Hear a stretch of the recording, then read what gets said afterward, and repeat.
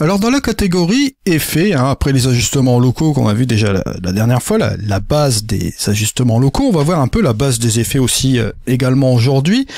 Vous allez voir que ça reprend un peu le même principe, à part que bien sûr ça va s'appliquer sur des différences d'effets, de filtres, où vous allez pouvoir jouer d'une manière plus ou moins créative ou appliquer des choses de base comme on va le voir juste ici. Je vais tout simplement ajouter un filtre et vous allez voir apparaître cette fameuse fenêtre de filtre d'effet. Alors à premier abord, cette fenêtre de filtre d'effet va vous donner tous les intitulés de chaque filtre d'All-in-One Photoro avec lesquels vous allez pouvoir interagir sur votre image bien sûr. Tous ces effets ont un descriptif sur la droite comme vous pouvez le voir ici, donc ça peut vous aider en tant qu'aide-mémoire bien sûr. Dans chaque description de ces filtres d'effets, vous avez aussi également des mots-clés.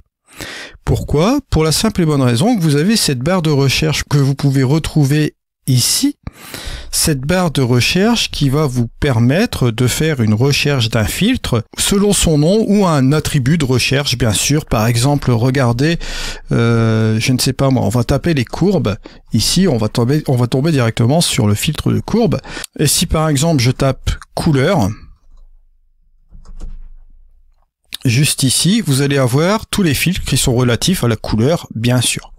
Donc ça peut être aussi une idée, soit vous cherchez par le nom du filtre, ou par un de ses attributs, bien sûr. Vous avez aussi également une section masque, juste ici. C'est une section masque par segmentation qui vous permet d'aller sélectionner une première segmentation au niveau de votre image bien sûr. Ce sera beaucoup moins précis que Super Select AI ou bien Quick Mask AI, mais ça peut vous permettre dans certains cas de gagner un peu plus de temps. Allez, si par exemple je travaillais sur le ciel avec des courbes, voilà, juste comme ceci, je vais tout simplement utiliser la courbe sur mon ciel. Là, vous voyez, vous n'avez pas le masquage qui est appliqué ici, mais si je bouge ma courbe, vous allez le voir apparaître, bien sûr. Voilà, c'est appliqué directement sur ma courbe, juste comme ceci. Voilà, et là, vous allez interagir directement sur votre, sur votre ciel, et vous voyez qu'on a donné une certaine profondeur, juste en baissant ce petit point au niveau des tons moyens. Bien sûr, on a une petite interaction ici au niveau des ombres et au niveau des hautes lumières, comme c'est une courbe, mais principalement sur le point des tons moyens, vous vous en doutez bien. Donc là, c'est le petit exemple que je viens de vous donner ici. Maintenant, si vous avez déjà votre masque, que vous voulez le remplacer, si vous prenez Select AI, Super Select AI, lui va vous permettre, par exemple, d'attribuer, vous le voyez ici, si je fais cette sélection-là, je peux l'appliquer soit sur un ajustement local ou soit sur directement ici les différents filtres d'effet. D'accord? Ça je peux le faire aussi également. Voilà. Et ça va me rajouter un filtre d'effet avec Super Select AI avec le masque déjà accompli. Ok? Ou soit un ajustement local aussi également. Vous avez la possibilité de rajouter cela dans un ajustement local. Ça, c'est une des possibilités avec Super Select AI. On l'avait déjà traité, bien sûr.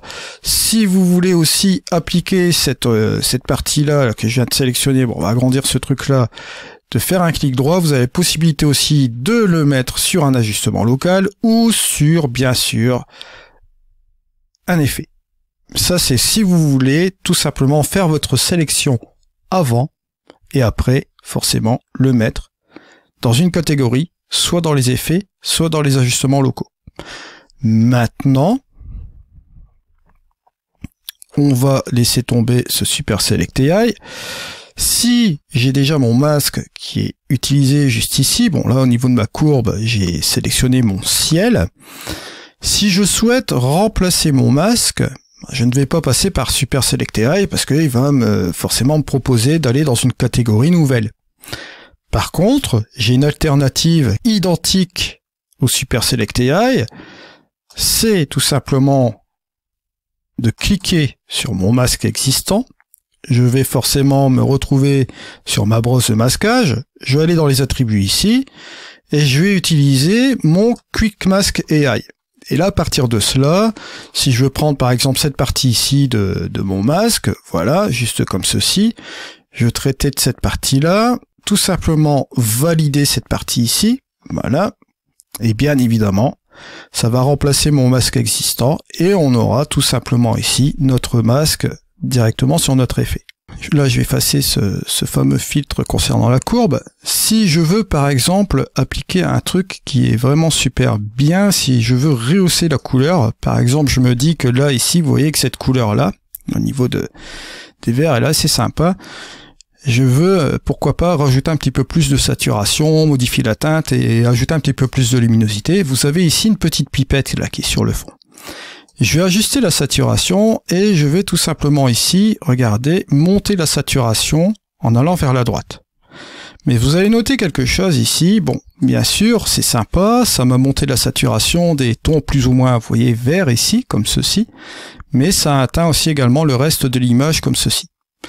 Si, par ailleurs, j'ai envie de changer cette couleur principalement dans un masque et ne pas appliquer cette chose ici ou ailleurs dans l'image où la couleur verte serait appliquée, je peux tout simplement revenir dans ce système de masquage ici. Je vais aller dans mes attributs qui sont là, je vais prendre mon Quick Mask AI pour gagner du temps, pourquoi pas. Je vais prendre ma sélection qui est juste ici, je vais ajouter ce truc là, je vais ajouter cette partie là, ici cette petite partie ici, je peux enlever cette partie là, revenir ici, revenir là, revenir là, revenir ici. Vous voyez, on peut vraiment être très précis dans la sélection, ça aide, surtout au niveau du masquage. Bon bref, vous voyez, etc., etc. Je pourrais très bien prendre le reste. Là, je vais prendre ça pour être plus rapide, je vais cliquer sur la validation. Bref, et pour bien que vous compreniez le principe, ici, bon, j'ai ajusté la saturation. Je peux très bien revenir ici sur la partie du masque, là, d'accord. Regardez, là, si j'ajuste la saturation, je vais ajuster la saturation de cette couleur-là, mais dans mon masque, ce qui est vraiment très puissant, bien sûr, vous en doutez bien. Si je veux ajuster ma luminosité, hop, pareil, je peux baisser ma luminosité ou la monter, tout simplement. Je peux même ajuster ma teinte, toujours avec la petite pipette, juste ici, comme vous voyez là, et toujours dans le masque, hein. D'accord. Bien sûr, on peut ajuster tout cela aussi grâce à ces petits curseurs, comme on est déjà dans un masque, vous voyez, juste comme ceci, changer la teinte, bouger la saturation ici, et la luminosité, comme vous le voyez là. Et vous voyez, si vous faites la petite différence ici entre le avant et le après, on a changé quelque chose d'assez sympa. On a remis un petit peu de luminosité sur cette partie-là qui est un petit peu trop sombre peut-être. Ça donne encore un attribut plus ou moins différent. Je vous donne cet exemple-là, comme je pourrais très bien vous donner aussi un autre exemple. Ici, bon, si on veut, on peut changer aussi l'intitulé. Ça, c'est comme les ajustements locaux. Si ici, j'ai envie de changer l'intitulé, je mets par exemple sol, voilà, juste comme ceci. Et vous voyez que j'ai changé l'intitulé. Si par exemple, je veux encore rajouter un autre filtre et rajouter cette fois-ci une vignette, je peux ajouter une petite vignette ici, pourquoi pas. Je peux baisser la luminosité, jouer avec la taille, mettre une progressivité assez conséquente pour que ce soit assez sympa. Changer le type de vignette, me mettre en subtil. Le mode subtil va vous permettre d'être un petit peu plus précis au niveau de la vignette, être un petit peu moins brutal. Vous allez le voir ici.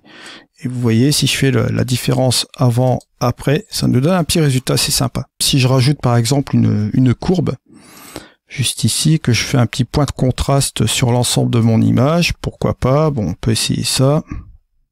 Petit truc léger comme ceci, voilà. Je vous rappelle que vous avez même différents petits modes que vous avez ici, des petits presets. Regardez, un petit contraste boost ici, bon, il était déjà fait, ce contraste boost, et hop, vous pouvez le faire aussi après. Et n'oubliez pas que vous avez toujours la puissance de ce curseur d'opacité qui va vous permettre aussi également de régler la puissance ici du contraste effectué avec la courbe. Si vous trouvez que c'est un petit peu trop fort, vous pouvez jouer avec cette opacité, bien sûr. Au niveau ce qu'on a fait sur le sol, si vous trouvez que c'est un peu trop fort, vous pouvez revenir aussi un peu en arrière comme cela avec l'opacité, comme vous le voyez ici. Y aller d'une manière un petit peu plus sympa comme ça. pareil, la vignette, regardez, on peut revenir ici sur la vignette et on peut tout simplement, hop, changer l'état d'esprit de la vignette, comme vous voyez, un petit peu moins puissant, juste comme ceci. Bon, bien sûr, vous avez ces différents paramètres avec lesquels vous allez pouvoir jouer, mais vous pouvez bien évidemment jouer ici avec ce curseur d'opacité. N'oubliez pas, hein, ici, grâce à ce petit point qui est là, mettre la vignette pourquoi pas ici, ou la changer de place, la mettre pourquoi pas sur cet endroit là.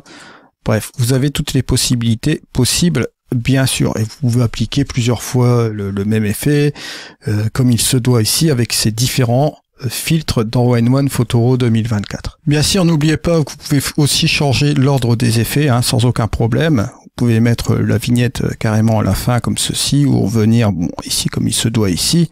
Bref, vous pouvez tout changer, vous pouvez faire ce que vous voulez avec ces différentes choses que vous voyez là. Vous avez appliqué vos effets, bon, vous allez jouer un petit peu avec l'onglet développement, vous allez dans le petit plus ici, et on va tout simplement exporter vite fait la photo. Bon là je vais le faire en JPEG, je vais exporter celle-ci. Et voici notre photo finale, comme vous le voyez ici, avec les quelques petits effets qu'on a appliqués, bien sûr, dessus. Allez, maintenant on va voir la suite.